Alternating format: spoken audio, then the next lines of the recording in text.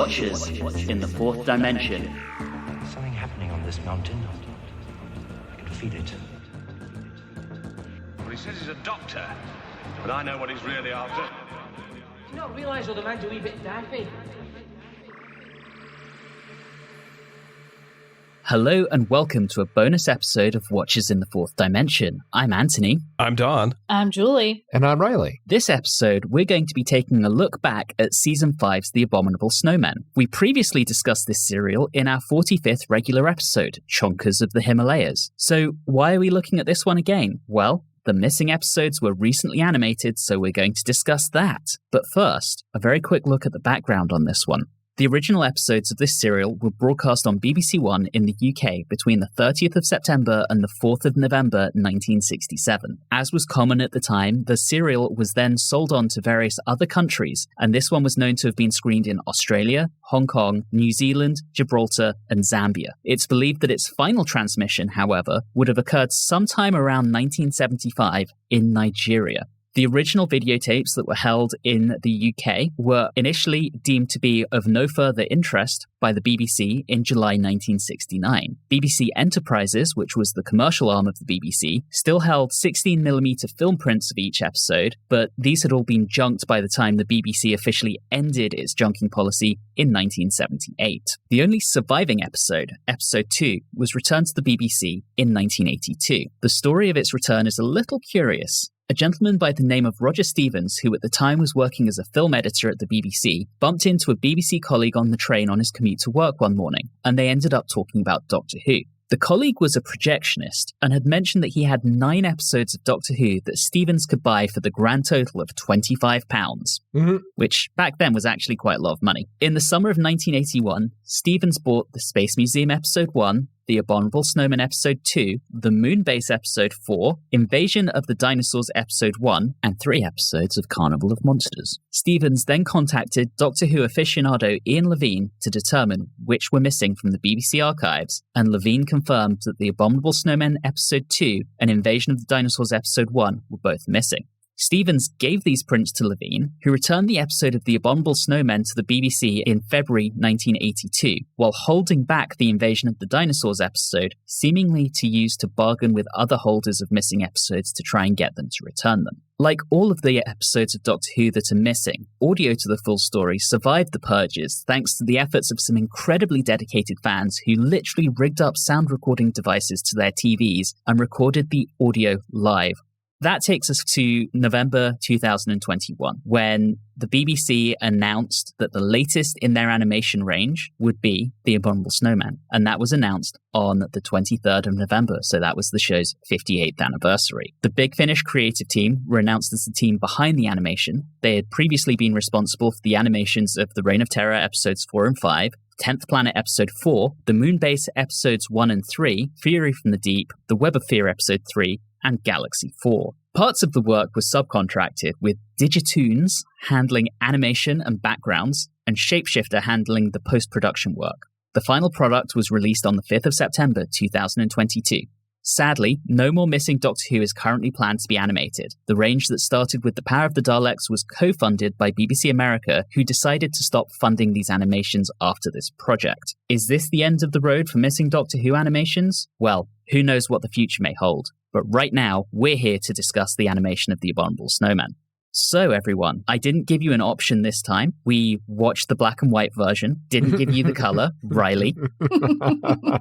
Damn you! The first question I have is, in comparison to the other animated serials that we've seen, what did you all think of the animation style? Was it an improvement? Was it about the same? Was it somehow worse? Well, I think the arms seemed a little bit shorter than lately. In all seriousness, I mean, that is a serious bit, though. That is true. The backgrounds in some of the particular scenes, such as the being on the astral plane scene, stood out to me and were quite interesting. I don't know if that would be the Digitoons group that you were discussing, but I was particularly taken with that because that seemed different than what I had seen from previous animated missing episodes. I rather enjoyed it. I don't think it was quite the best, but I think it is a really good one. Yes, the arms are not a ridiculous length. What I really enjoyed, and I don't know if it's so much of the style and so much just some of the choices that they made, but I really appreciated that they tried to make the cast more diverse and also making sure that all of the individuals were identifiable. So, for example, some of the monks, one of them had the scar on his face, some of them had darker skin, some of them had lighter skin, different haircuts. And I think that just helps. One, when you're in an animated film, you don't want everything to look the same, or else you think people are being lazy in the animation. But it was just nice to see probably a little bit more life in the characters than what we had gotten in the actual episode itself. I agree with Julie about the character designs especially. I think one of them was actually had some sort of eye injury. Like one of the eye was paled out, so that was kind of neat. Overall, I don't think it's the best one that we've had, but it's not bad. It's well done. Yeah, I think the gold standard is still the 2 episodes of The Invasion, which interestingly is the first one they did. But generally, I agree. And to Julie's point, I was reading the notes written by Gary Russell, the producer, that came with the DVD release. And he talks about how he saw this as an opportunity because the BBC didn't hire a diverse cast to do this. They did it in true BBC style, where they put white people in yellowface to represent Tibetan monks. So he took the opportunity with this to tell the animators, make sure you animate these characters to actually look Asian. And some of them didn't even have yellow face. Some of them were just a plain old white guy dressed up as a monk. Right. The abbot. The other thing Gary Russell talks about is taking the opportunity to actually make it look like it's happening in Tibet and not in Snowdonia National Park in Wales, which obviously the original was recorded there. I think there was some care taken on this one, and I really think they took on the criticism about the arm length. I think another thing that was interesting that I actually enjoyed, I always struggle with this man's name because it's Padmasambhava or something like that. Panda Salad Bar. Yes. You actually got it right, Julie. Yes. I wasn't even looking at it. I'm so proud of myself. Anyway, I actually like the direction where they gave him a body, or at least first it was just an image of a body, and then it showed more and more of it, and it was the decaying body that he had been. I actually thought that was a really interesting choice, and I actually preferred that to the disembodied voice. Yeah. And Julie, that kind of takes us into what are the best things, and I was also going to ask, what don't you like from the animation? But that was definitely on my list. I thought they made him look spectacular. The way his body's kind of become warped, and like the shape of his mouth being all twisted, and he's clearly decaying. He looks fantastic. He looks like a mummy, or one of those people that when they find like a body in a bog that's well preserved, but it's all and gross. Yeah. It was well done. And it's well led up to, because all the scenes previous before the full reveal is behind that sort of screen. And I really like that shot. It's really well composed, and you can kind of see the image behind it and know that it's all messed up, but you don't know how badly messed up it is, and it kind of makes your mind start to wander. I enjoyed that shot in those scenes particularly. Are there any others? One example I thought was particularly impressive was towards the end of episode 1, when Jamie and Victoria are trapped in the cave and the Yeti pulls back the stone and then appears in silhouette as the light shines into the cave from behind it. That looked really effective to me. That is a nice shot, but it's followed up by when they're leaving the cave, it's intended that the characters run, but they didn't quite animate that correctly. It looked kind of janky. I noticed that not just in that section, and I guess we'll go ahead and talk a little. We're just a little all over the place, Anthony, sorry. But I think, Don, you're right. One of the things that they struggled with most is running. Yeah.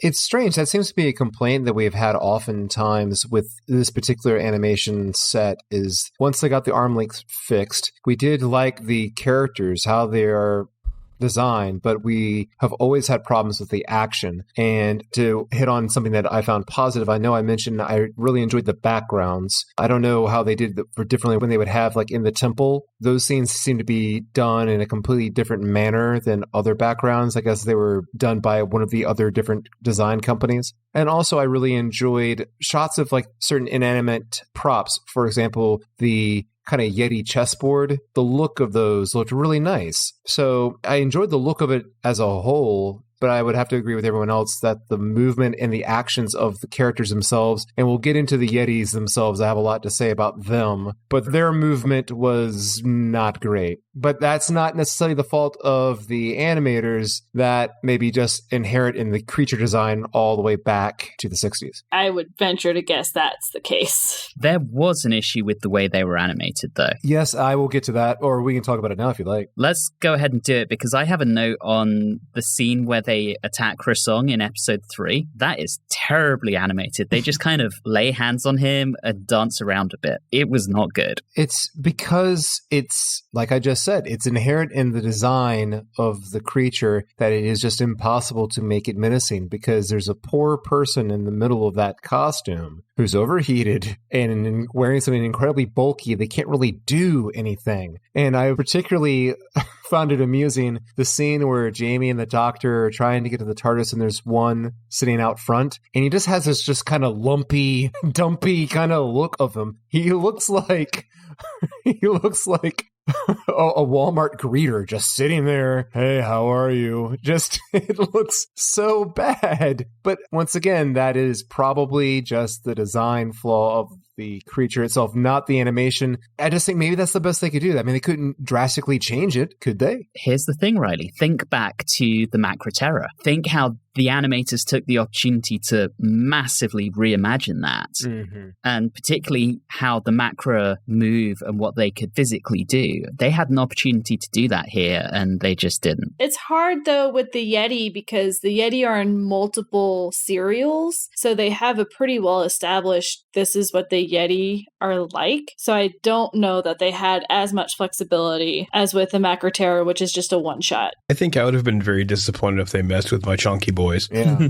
That's just how they look. It's silly and it's weird, but you just got to go with it. I think they could have done a better job at them kind of roughing up Croissant. I know they weren't meant to kill him in that scene. His death comes a lot later, but that scene just really didn't work for me. I think action is always going to be difficult in these. Here's hoping they wind up making some more at some point, just because action's expensive. It's hard to put these things together and make it work in an action scene. And I think that's particularly with this kind of Archer style of animation.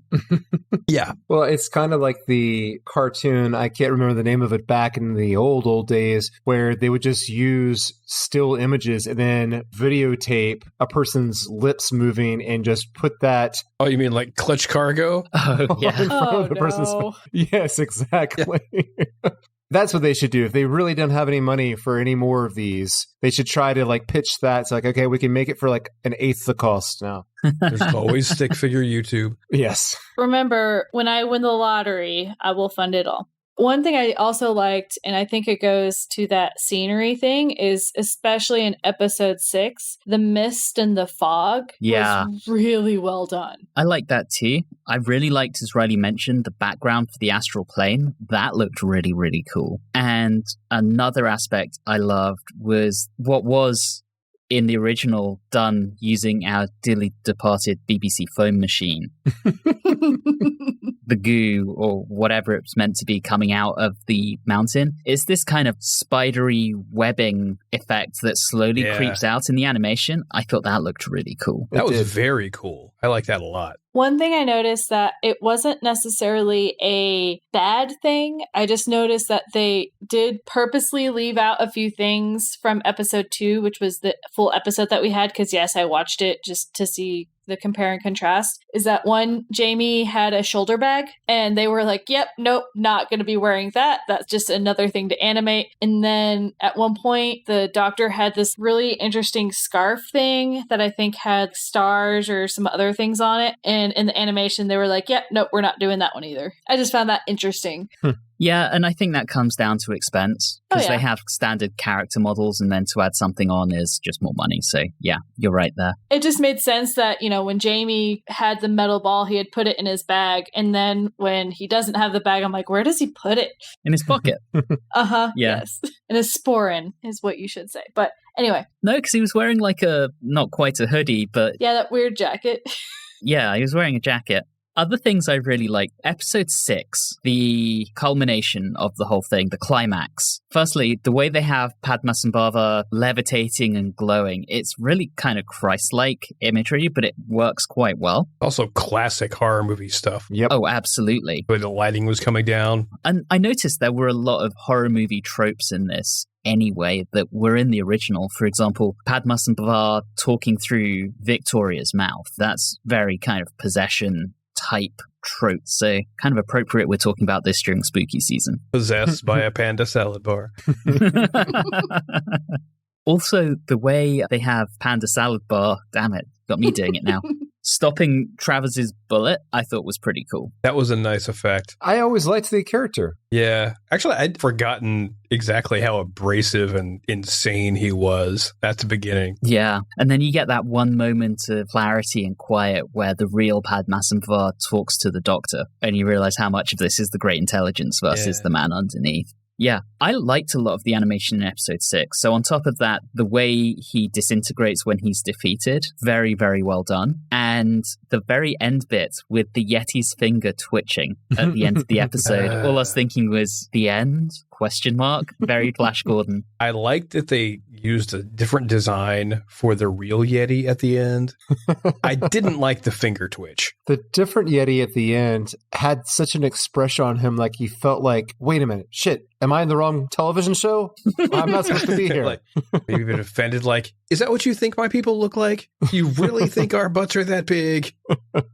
If I recall correctly, in the original, the real Yeti was just a skinny version of our chunky boys.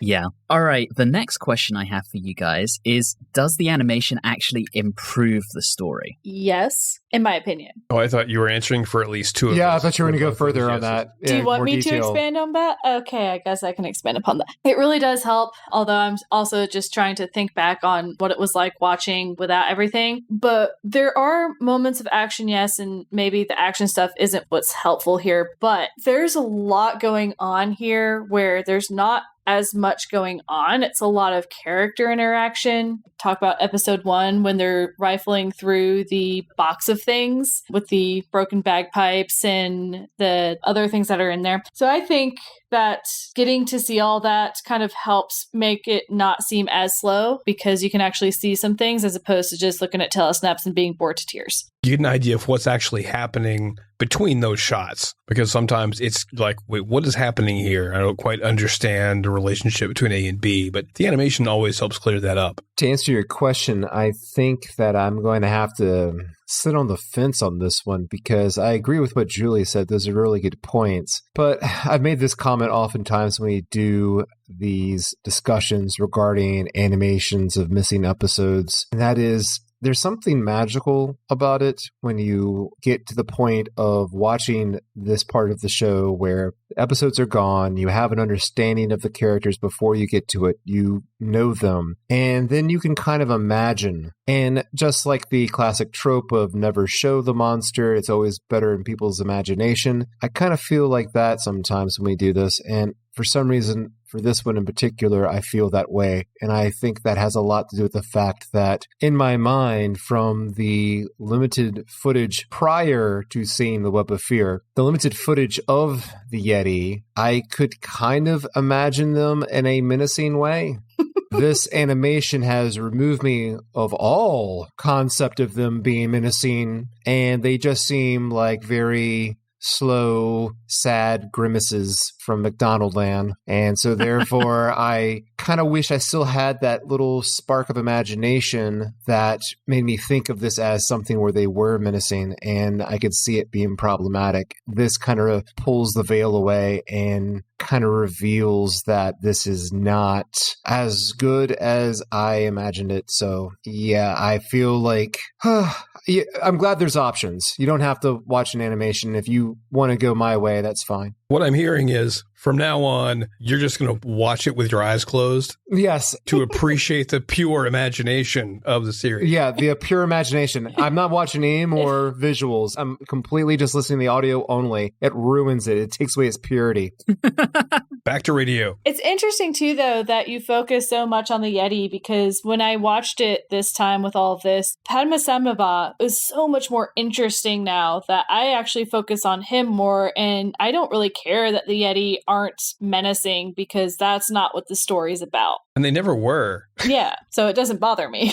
My thinking on this one is, before I watched this, I thought that this was a 4-parter that had been relentlessly padded out to 6 parts. And now I've watched the animation, I still think this was a 4-parter that was relentlessly padded out to 6 parts. It moves at a glacial pace. Hey, I see what you did there. Yeah, hey. While there are some good things about the animation, I still don't think this is a good story. And the animation improves it a little bit because it provides some visual flourishes. But I think my criticisms before were around the plot, and my criticisms are still around the plot. So we'll get into it probably when we score it. I would say it's slightly better than watching the Telesnap reconstruction because there's some movement, but it doesn't really improve the story per se. One thing that I noticed, and I'll go down a little soapbox here, just real quick, guys. I was watching this, and obviously we've started Tom Baker, and I noticed a few key things that were done, and most of this stuff was done even before the Third Doctor.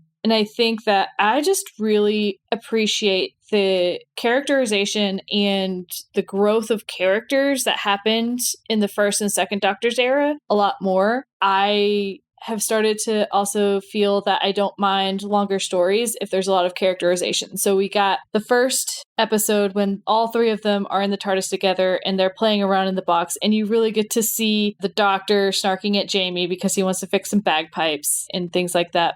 You also get Jamie and Victoria together as companions without the Doctor together, which I haven't seen in a while. So I really enjoyed that and those type of things. So I think that while, yes, there's some padding, it gives it time for the characters to breathe. You get into 3 and 4, and it's like we need action in order to make the story move along, as opposed to we need to build up the characters. So I think that's just something that I've noticed. Interesting. That's a fair point about Jamie and Victoria. The 2 of them together are amazing. To add on to what she just said, you also notice that the dynamic between the Doctor and the companions is different, because you get the Doctor bantering with both Jamie and Victoria, and they feel like they're friends. Yeah. And that's really nice. You just don't see that very much. I will tell you, we will see that again. Not going to say when. I think I've started to miss it more and more. As much as I like the Third Doctor with Jo, I don't think it's still quite in the friend capacity that we would get with a Jamie or Victoria or a Zoe. So I'm really, really wanting that back. Okay. Anyway, sorry. I just wanted to point that out just because this was a nice little look back onto how companions interacted with other Doctors and how those things are different with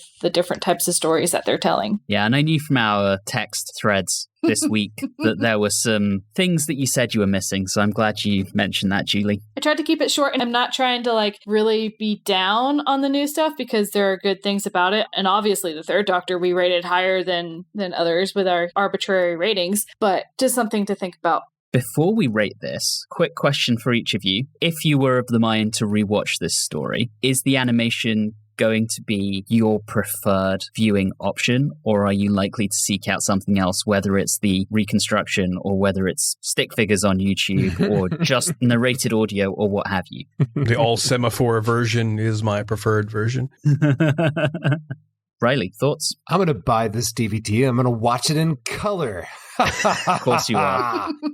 No, I think if I wanted to rewatch this one, I don't know, I'm feeling nostalgic. I think that going back to the Second Doctor, it reminds me of our time watching the Second Doctor, and I think back of watching those reconstructions, and I enjoyed that. It was something that is now kind of going away with these animations. So I think if I was going to watch this again, I'd want the full nostalgia of the Second Doctor plus the way I had watched them before, which is with the reconstructions that we watched originally. That's fair. Julie? I will go with the animation, and part of that is I actually really enjoyed some of the choices that they made. Again, I've mentioned them before with Padmasambhava and a few other things.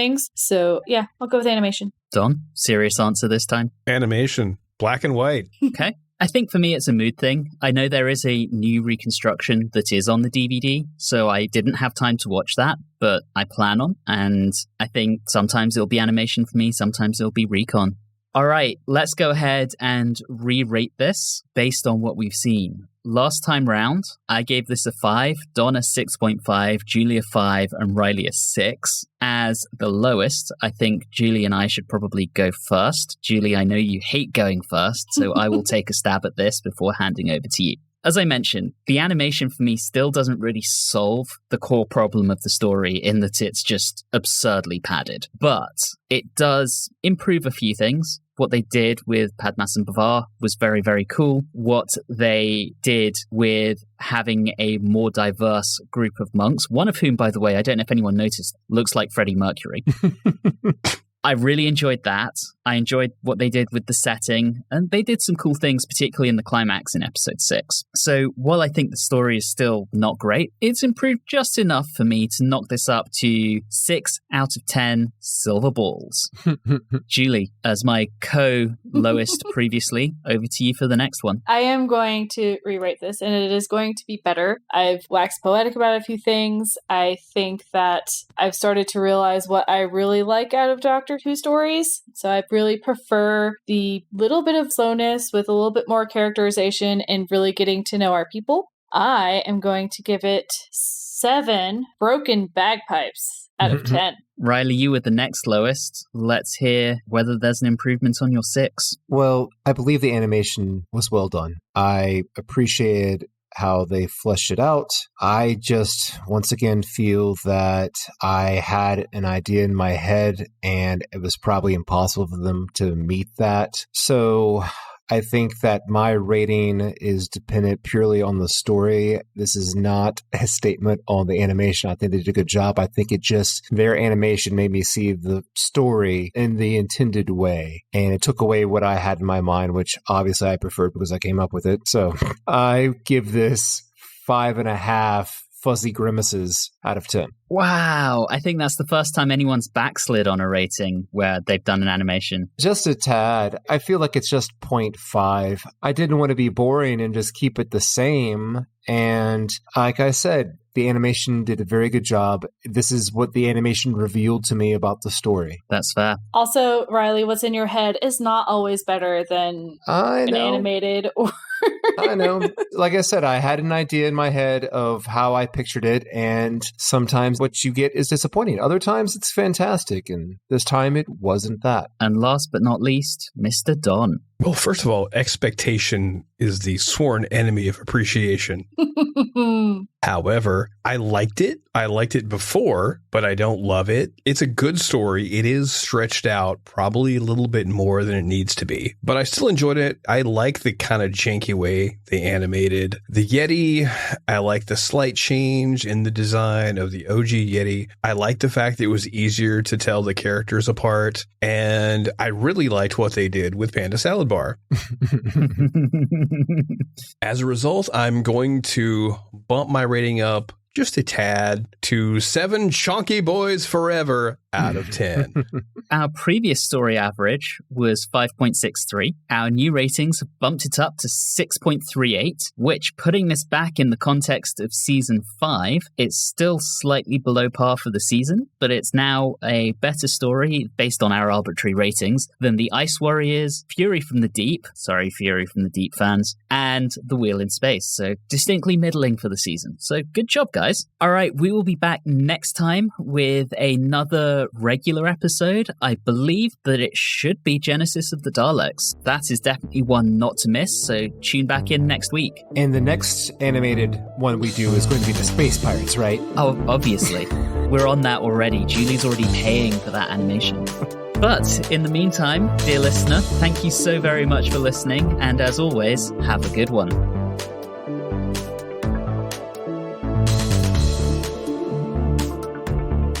You have been listening to Watchers in the Fourth Dimension with Don Smith, Reilly Schreck, Julie Philippek, and myself, Anthony Williams. This bonus episode, Panda Salad Bar, was recorded on Wednesday the 5th of October 2022. If this is your first time listening in, all of our previous episodes are available through your favourite podcasting app. You can interact with us on Facebook, Instagram, and Twitter at Watchers4D, and you can also email us at watchers4d@gmail.com. If you're enjoying the show, please do subscribe and leave us a review or rating on your favourite podcasting app. All of those things really do help the show. And always remember, when Julie wins the lottery, she's going to pay for Don Bluth to animate the remaining missing episodes. So go ahead and buy her a ticket.